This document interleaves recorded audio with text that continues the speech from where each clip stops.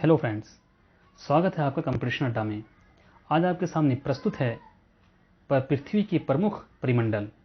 यह एक ऐसा टॉपिक है जो हर एग्ज़ाम में इससे एक ना या 2-3 क्वेश्चन देखने को जरूर मिलता है और ये बहुत बड़ा टॉपिक है। तो इसको हम तस्वीर के माध्यम से आसानी से समझने की कोशिश करेंगे। तो आप वीडियो के एंड तक बने रहें।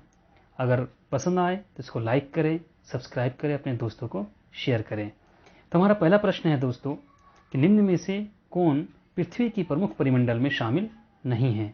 ऑप्शन ए वायुमंडल, ऑप्शन बी जलमंडल, या ऑप्शन सी भूमंडल, या ऑप्शन डी सौरमंडल। इसका सही उत्तर है ऑप्शन डी सौरमंडल। यानी सौरमंडल हमारे पृथ्वी की प्रमुख परिमंडल में शामिल नहीं है। जैसे कि आप स्क्रीन पर देख रहे हैं कि ये हमारा एटमॉस्फेयर है यानी वायुमंडल, ये हमारा हाइड्रोस्फीयर है यानी जलमंडल, ये हमारा लिथोस्फीयर है यानी आपका भूमंडल, और ये तीनों से मिलकर हमारा और एक मंडल बनता है, वो है बायोस्फीयर। और इसी में हम लोग जीवित रहते हैं, इसी में हम लोग अपने जीवन को व्यतीत करते हैं, क्योंकि इसमें वो तीनों चीज़ें पाई जाती है, एटमॉस्फेयर भी और आपका हाइड्रोस्फीयर भी और लिथोस्फीयर भी, ये बायोस्फीयर में पाया जाता है। अब हम चलते हैं अपने अगले प्रश्न की तरफ। हमारा अगला प्रश्न है कि पृथ्वी का ठोस भाग क्या कहलाता है। ऑप्शन ए मध्यमंडल, ऑप्शन बी जीवमंडल, या ऑप्शन सी भूमंडल, या ऑप्शन डी सौरमंडल। इसका सही उत्तर है ऑप्शन सी भूमंडल। अब हम चलते हैं अपने अगले प्रश्न की तरफ। हमारा अगला प्रश्न है कि पृथ्वी का वो भाग जहां स्थल, जल एवं हवा एक साथ मिलते हैं उसे क्या कहते हैं। ऑप्शन ए मध्यमंडल, ऑप्शन बी जीवमंडल, या ऑप्शन सी भूमंडल, या ऑप्शन डी नभमंडल। इसका सही उत्तर है ऑप्शन बी जीवमंडल। जैसा कि मैंने अभी आपको समझाया था कि ये आपका वायुमंडल है, ये आपका जलमंडल है, ये आपका स्थलमंडल है, और ये तीनों जहां जब एक जगह मिल जाते हैं तो वो कहलाता है हमारा क्या, जीवमंडल। अब हम चलते हैं अपने अगले प्रश्न की तरफ। हमारा अगला प्रश्न है कि दो भूभागों को मिलाने वाली भूमि की संकरी पट्टी क्या है, क्या कहलाती है। ऑप्शन ए जल संधि, ऑप्शन बी नहर, या ऑप्शन सी महाद्वीप, या ऑप्शन डी स्थल संधि। इसका सही उत्तर है ऑप्शन डी स्थल संधि। जैसे कि आप स्क्रीन पर देख रहे हैं कि ये दो ज़मीन है, ये हमारा एक लैंड है और ये एक हमारी एक ज़मीन है, और इन दोनों को मिलाने के लिए हमें एक छोटी सी पतली पट्टी की आवश्यकता होती है, और ये पतली पट्टी इन दोनों भूभागों को मिलाती है। तो इसीलिए इन दोनों भूभागों को मिलाने वाली पट्टी को क्या कहते हैं, हमारी ये स्थल संधि कहलाती है। क्योंकि ये भूमि की पट्टी है इसीलिए ये स्थल संधि कहलाई। अगर ये जल से मिलाने वाली पट्टी होती तो हम इसको क्या कहते हैं, जल संधि कहते हैं। तो हमारा ऑप्शन है ऑप्शन डी यानी स्थल संधि। अब हम चलते हैं अपने अगले प्रश्न की तरफ। हमारा अगला प्रश्न है कि पृथ्वी के बड़े स्थलीय भूभाग क्या कहलाता है। ऑप्शन ए द्वीप, ऑप्शन बी बेसिन, या ऑप्शन सी महाद्वीप, या ऑप्शन डी खाड़ी। इसका सही उत्तर है ऑप्शन सी यानी महाद्वीप। अब हम चलते हैं अपने अगले प्रश्न की तरफ। हमारा अगला प्रश्न है कि पृथ्वी का सबसे गहरा बिंदु कौन सा है, यानी सबसे गहरी जगह कौन सी है। ऑप्शन ए मेरियाना ग्रत, option B Tonga trench, option C Sunda trench, या ऑप्शन डी फिलिपाइन खाई। इसका सही जवाब है ऑप्शन ए यानी मेरियाना ग्रत यानी मेरियाना ट्रेंच। ये जो हमारा समुद्र है, जैसे कि आप स्क्रीन पर देख रहे हैं, ये समुद्र की तस्वीर है, और इस समुद्र में पूरे विश्व में सबसे गहरी जगह जो है वो आपका ये है, ये मेरियाना ट्रेंच। ये जो है विश्व की सबसे गहरी जगह है। अब हम चलते हैं अपने अगले प्रश्न की तरफ। हमारा अगला प्रश्न है कि निम्न में से यूरोप को एशिया से अलग करने वाली पर्वत श्रृंखला कौन सी है। Option A Andes, option B Himalaya, option C Sunda trench या ऑप्शन डी यूराल। इसका सही उत्तर है ऑप्शन डी यूराल।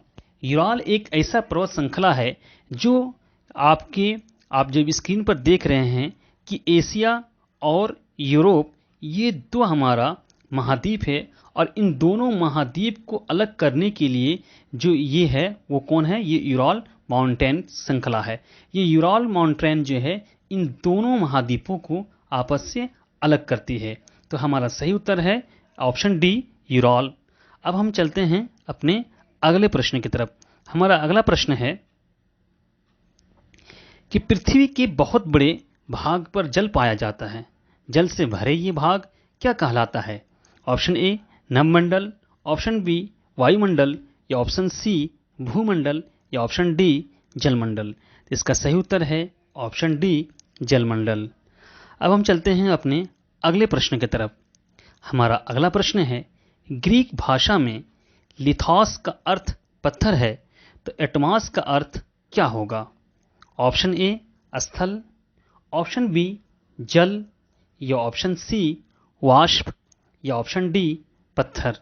इसका सही उत्तर है ऑप्शन सी वाष्प। लिथोस का अर्थ क्या है? पत्थर है, तो एटमॉस का अर्थ होगा वाष्प, और इसी से हमारा बना है क्या? एटमॉस्फियर। और ये लिथोस से ही बना है क्या? लिथोस्फियर। अब हम चलते हैं अपने अगले प्रश्न की तरफ। हमारा अगला प्रश्न है पृथ्वी पर कितने महाद्वीप हैं? ऑप्शन ए 8, ऑप्शन बी 6, या ऑप्शन सी 9, या ऑप्शन डी 7। इसका सही उत्तर है ऑप्शन डी 7। जैसे कि आप स्क्रीन पर देख रहे हैं, ये जो हैं ये 7 महाद्वीप आपको नजर आ रहे हैं।